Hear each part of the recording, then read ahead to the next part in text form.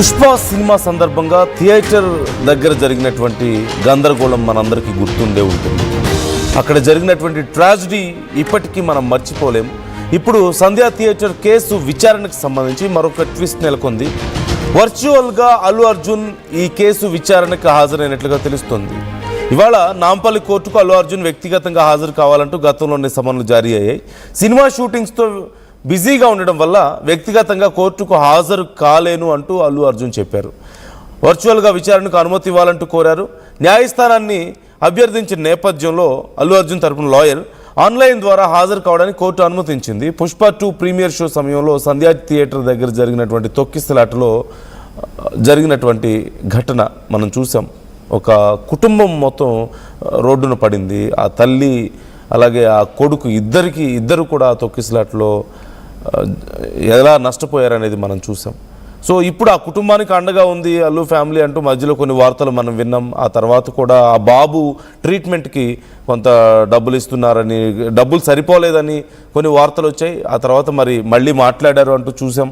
ఈ నేపథ్యంలో ఇప్పటికీ ఈ కేసు విచారణ కొనసాగుతూనే ఉంది. డైరెక్ట్గా హాజరు కావాలంటూ కోర్టు అడిగితే లేదు, వర్చువల్గా వస్తాను, షూటింగ్లో బిజీగా ఉన్నాను అని చెప్పినట్లుగా తెలుస్తుంది. సో ఈ అంశానికి సంబంధించి మరిన్ని డీటెయిల్స్ మనం తెలుసుకుందాం. మా ప్రతినిధి నిర్మల జాయిన్ అవుతున్నారు. నిర్మల, ఓవరాల్ డీటెయిల్స్ ఏంటి ఇప్పుడు ఈ కేసు విచారణకు సంబంధించి? ఇంకా ఎందుకు కొనసాగుతుంది అంటే, ఆ కుటుంబంతో మాట్లాడారు, ఆ బాబు బాగోగులు చూసుకుంటా అని చెప్పారు. తర్వాత జరిగినటువంటి పరిణామాలు ఏంటి? ఇప్పుడు ఈ విచారణ సందర్భంగా వర్చువల్ విచారణకు హాజరయ్యారు అల్లు అర్జున్. ఏం జరిగింది? ఆ కాన్వర్సేషన్ ఎలా ఉంది? నందు, ఈ ఘటనకు సంబంధించి కూడా ఈ రోజు ఉదయం నుంచి నాంపల్లి కోర్టు దగ్గర అల్లు అర్జున్ హాజరవుతాడు, వ్యక్తిగతంగానే హాజరవుతారు అని చెప్పేసి కూడా చాలా మంది అక్కడ ఫ్యాన్స్ ఎదురు చూడడం జరిగింది. అలాగే కోర్టు కూడా అదే నమ్మడం కూడా జరిగింది. అయినప్పటికీ కూడా అల్లు అర్జున్ నేను వర్చువల్ కాల్లో కూడా నేను హాజరవుతాను, నాకు పర్మిషన్ ఇవ్వాలి అని చెప్పేసి అల్లు అర్జున్ కోర్టును అడగడం కూడా జరిగింది. కాబట్టి దానికి కోర్టు మధ్యాహ్నం తర్వాత, ఈ రోజు మధ్యాహ్నం తర్వాత కోర్టు పర్మిషన్ ఇవ్వడంతో అల్లు అర్జున్ వీడియో కాన్ఫరెన్స్ లోకి వచ్చి కోర్టులో అతను హాజరవ్వడం కూడా జరిగింది.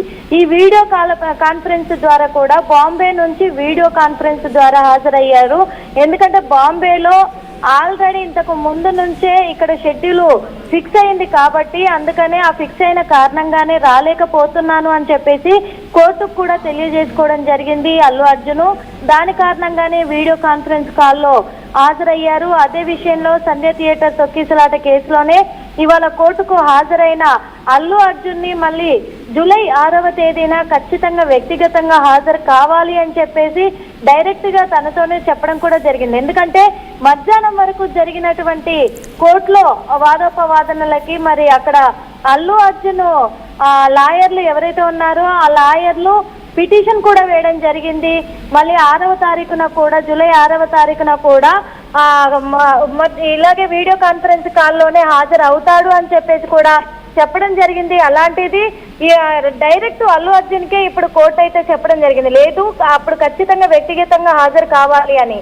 ఇక అల్లు అర్జున్ ని ఎటువంటి ప్రశ్నలతో సంధించారు అని అంటే, ముఖ్యంగా ఇప్పటి వరకు అల్లు అర్జున్ అయితే శ్రీతేజ్ ఫ్యామిలీని, శ్రీతేజ్ ఆరోగ్య పరిస్థితిని ఆయనే క్షుణ్ణంగా, అలాగే అల్లు అరవింద్, స్నేహారెడ్డి వీళ్ళంతా కూడా తెలుసుకుంటున్నారు, పరామర్శిస్తున్నారు, ఎప్పటికప్పుడు వాళ్ళకి ఆర్థికంగా అండగా ఉంటున్నారు. కాబట్టి ఇప్పుడు కూడా ఇక మీదట వాళ్ళకి ఎలా చూసుకోగలుగుతారు ఏంటి, ఎందుకంటే సంవత్సరంన్నర నుంచి కూడా ఆ అబ్బాయి కోమాలోనే ఉన్నాడు కాబట్టి ఫర్దర్ గా తన ట్రీట్మెంట్ కి ఎలా స్పందిస్తున్నారు, మీరు ఎటువంటి సహాయ సహకారాలు అందిస్తున్నారు అనే నేపథ్యంలో కూడా ప్రశ్నలు సంధించినట్టు కూడా తెలుస్తూ ఉంది. అదే విధంగా శ్రీతేజ్ తండ్రి ఎవరైతే ఉన్నారో తన నుంచి ఎటువంటి స్పందన వస్తుంది అనేది కూడా అడిగినట్టుగా తెలుస్తుంది. ఎందుకంటే ఇక్కడ సంధ్యా థియేటర్ యాజమాన్యమే A1 నుంచి A10 వరకు వాళ్ళే నిందితులుగా ఉన్నారు.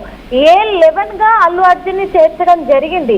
కాబట్టి సంధ్యా థియేటర్ యాజమాన్యము ఇప్పటి వరకు కూడా శ్రీతేజ్ ఫ్యామిలీని ఆ రోజు ఘటన జరిగిన కొన్ని రోజుల వరకు వాళ్ళు పట్టించుకున్నారు, తర్వాత పట్టించుకోలేదు అనే నేపథ్యము కోర్టు దృష్టికి రావడంతో ఈ కేసును మళ్ళీ పునరావృతం చేశారు అనేది తెలుస్తూ ఉంది. కాబట్టి ఇందులో A11 గా అల్లు అర్జున్ ఉన్నందున ఖచ్చితంగా వాళ్ళతో పాటు అల్లు అర్జున్ కూడా హాజరవ్వాల్సి ఉంది అనే నేపథ్యంలో నోటీసులు జారీ చేయడం జరిగింది.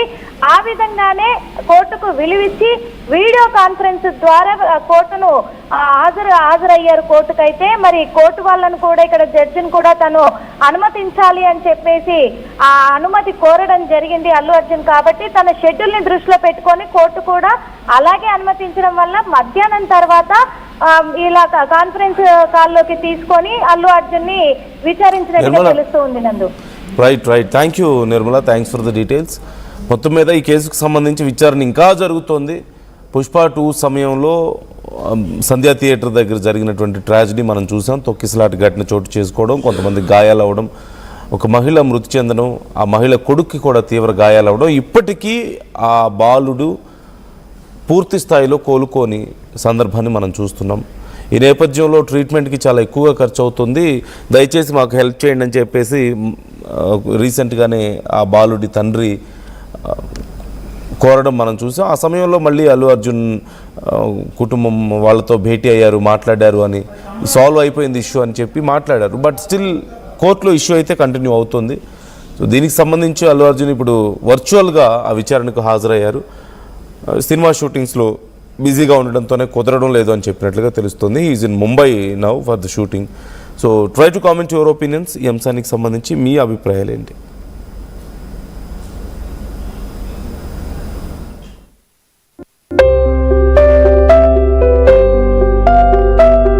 చిన్న చిన్న ఆనందాలు 35 ఏళ్లుగా నా జీవితంలో లేవు.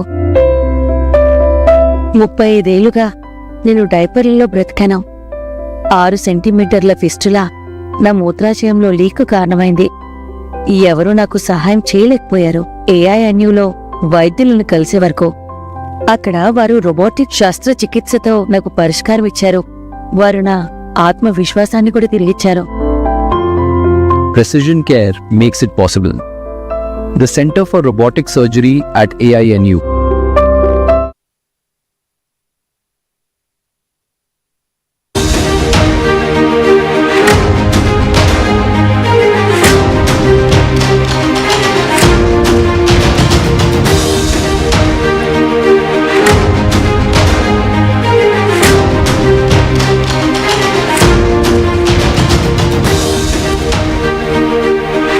పుష్ప సినిమా సందర్భంగా థియేటర్ దగ్గర జరిగినటువంటి గందరగోళం మనందరికీ గుర్తుండే ఉంటుంది. అక్కడ జరిగినటువంటి ట్రాజడీ